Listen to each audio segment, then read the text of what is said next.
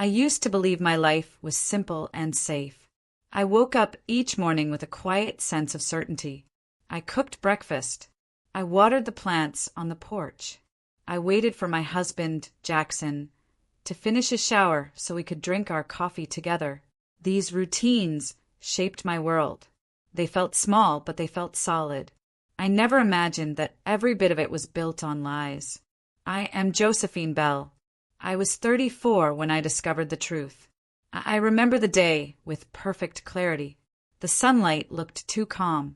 The house felt too normal. I walked inside with grocery bags in my hands and a smile on my face. I thought I had a marriage worth trusting. I thought I had a neighbor worth calling a friend. I did not know that both of them had already destroyed my life. My first clue came from silence. Jackson always played music when he worked from home. Sometimes jazz, sometimes old rock. That day nothing played. The house felt stiff. Something in my chest tightened. I ignored it because that is what I always did. I had trained myself to be understanding. I had trained myself to avoid conflict. I tried to believe everything was fine. Then I saw Caroline's car in our driveway. My hands froze around the grocery bags. Caroline lived next door and visited often. She laughed loudly. She told me stories about her marriage to Lincoln. She borrowed sugar a lot. I thought she liked spending time with me. I thought she saw me as a friend. Seeing her car at my house should not have meant anything. It should have felt normal. It did not. The unease spread through me like cold water. I walked down the hall. I heard running water. I heard a voice that I recognized as my husband's. I heard another voice mixing with his. Soft, breathless, intimate. I held my breath. My heart started pounding so violently that my fingers trembled. I pushed the bathroom door. It was slightly open. Steam floated out. I saw movement behind the frosted glass of the shower divider. Bodies. 2 of them. Too close. My mind tried to protect me. It tried to twist the truth. It tried to make excuses. Then I heard Caroline laugh. Not a friendly laugh. A private one. I opened the door fully. My husband turned sharply. Caroline slid down in the tub, shrinking away from me like a child caught doing something impulsive. Her hair stuck to her shoulders. Jackson scrambled to cover himself. He shouted my name like I had done something wrong. In that moment, something inside me shifted. The world slowed. My fear fell away. My sadness did not rise yet. I did not cry. I did not scream. A strange stillness took over me. I stepped out. I pulled the door shut. I locked it. Their reactions hit the door instantly. Jackson pounded on it and begged me to calm down.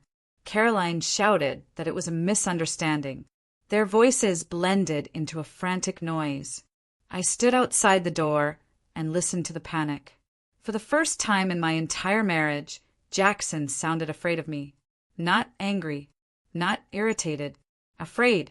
It felt like oxygen after years of holding my breath. I walked into the living room and placed my phone on the table. My hand stopped shaking. A new clarity settled in. I had spent my life acting gentle, kind, forgiving. People took advantage of that softness. They believed I would never fight back. They believed I would collapse under pain. They were wrong. I called Caroline's husband, Lincoln. He picked up on the second ring.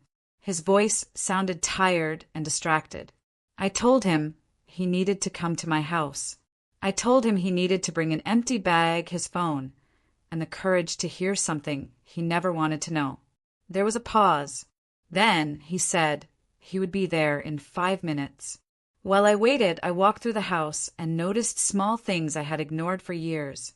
Jackson's missing time, his strange late-night messages, his sudden insistence on separate budgets. I had dismissed these signs as stress or work problems. I had been blind. The doorbell rang. I opened the door to Lincoln. He looked confused but alert. I did not waste time. I led him to the bathroom door. I placed my hand on the knob. They are both in there, I said. You deserve to see it too. Lincoln stared at the locked door for a long moment. His jaw tightened. He nodded once. Before opening the door, I stepped into the bedroom and grabbed Jackson's phone from the nightstand. He always left it there during showers. For a second, I hesitated. A part of me whispered that reading his messages would break me even more. But then I remembered his face in the bathtub. His shock. His guilt only because he was caught. The hesitation vanished. I opened his phone. No password. He trusted me too much. Or he thought I would never look. The first thing I saw was a long thread with Caroline. Months of messages. Their conversations were not just flirtation. They planned weekends. They mocked me and Lincoln. They complained about responsibilities. They predicted how much money they could take if they played their cards right. They talked about legal steps. They talked about selling assets behind our backs. They recorded details of our weaknesses like a strategy. I felt a deep physical ache in my chest. The messages cut deeper than the affair. Betrayal is one thing. Plotting to ruin my life was another. I handed the phone to Lincoln. He read the messages with a growing stiffness in his posture. His face paled. His breathing sharpened. That is when I saw it. The exact moment his heart shattered. He did not cry. He did not collapse. He simply nodded. "We are going to handle this together," he said. "You are not doing this alone." His voice was steady. Mine felt steadier because of it. I unlocked the bathroom door. The moment the lock clicked, the noise stopped. Jackson and Caroline froze like children caught by a floodlight. Steam drifted out into the hallway. Their expressions shifted between shame, fear, and something that looked closer to regret for being discovered than regret for what they had done. I stepped aside. I wanted Lincoln to see them first. He walked forward slowly. His face looked carved from stone. He stared at his wife, who tried to cover herself with a towel while stammering excuses. Lincoln did not speak. His silence cut harder than any words. Caroline tried to reach for him, but he stepped back. Jackson finally spoke. He tried to sound calm, but his voice cracked. He reached for me with wet hands. He said my name softly, the way he used to when he wanted forgiveness. I did not answer. I turned and walked away, forcing them to follow behind us like two criminals being let out for judgment. The house felt small. The air felt thinner. Every step echoed with the truth that nothing would ever return to what it had been. I stopped in the living room. Lincoln stood beside me. I handed him Jackson's phone again. He opened the messages. He read them out loud. Every word hit Jackson and Caroline like a blow. The messages revealed everything. The secret hotel stays. The mocking jokes about me. The way they planned to drain our joint account. The way they discussed convincing me to sign papers without reading them. The way they celebrated manipulating us. I watched Jackson's face crumble. He kept looking at me, searching for softness. He would not find any. Caroline tried to interrupt. She said the messages were jokes. She said she never meant any of it. She said she was confused and unhappy in her marriage. Her excuses piled up and meant nothing. Lincoln finally spoke. His voice was low, controlled, terrifying in its steadiness. "How long, Caroline?" She opened her mouth. No words came out. "How long?" he repeated. 3 months, she whispered. Jackson corrected her. He muttered 6 months. My stomach twisted. They could not even align their lies anymore. I sat down. My legs felt heavier than before, but not weak. I felt something new rising inside me, a sense of control I had never allowed myself, a sense that my life no longer belonged to their choices. "Sit," I told them. The authority in my voice startled them. They obeyed without arguing. Lincoln and I stood across from them like parents addressing two unruly children. This reversal of power felt surreal. Their fear hung in the air. Jackson tried again. He pressed his palms together like he expected sympathy. "Josie, we can fix this." My name sounded foreign in his mouth now. Something cold traveled through me. I stared at him. and I knew I would never let him say that name to me again. I picked up my phone. I pressed record. "Talk," I said. "Tell the truth. Every detail." Jackson stiffened. Caroline blinked rapidly. They both understood what I was doing. Their panic deepened. I gave a small nod to Lincoln. He lifted his phone too. Caroline whispered his name. She begged him not to record anything. She said it would ruin their lives. Lincoln's answer was simple. "Exactly." We stood still. We waited. They broke first. Jackson spoke with his face buried in his hands. He admitted the affair. He admitted the planning. He admitted the mocking conversations. He admitted he wanted to leave me after securing the money he believed he was entitled to. His voice shook. He kept saying he never meant to hurt me in the way I discovered. He kept using words that tried to paint him as confused. Caroline never looked up. She confessed the same things. She added details that Jackson did not expect. Her voice trembled. She revealed private plans. She revealed more messages they had deleted. She revealed intentions that cut even deeper. Lincoln's jaw tightened as he listened. Every confession broke another piece of his marriage. Mine was already destroyed. When the confessions ended, I saved the audio. Lincoln did the same. Neither of us said anything for several seconds. We wanted the silence to settle. We wanted them to feel the weight of what they had done. Then I stood and walked to the table.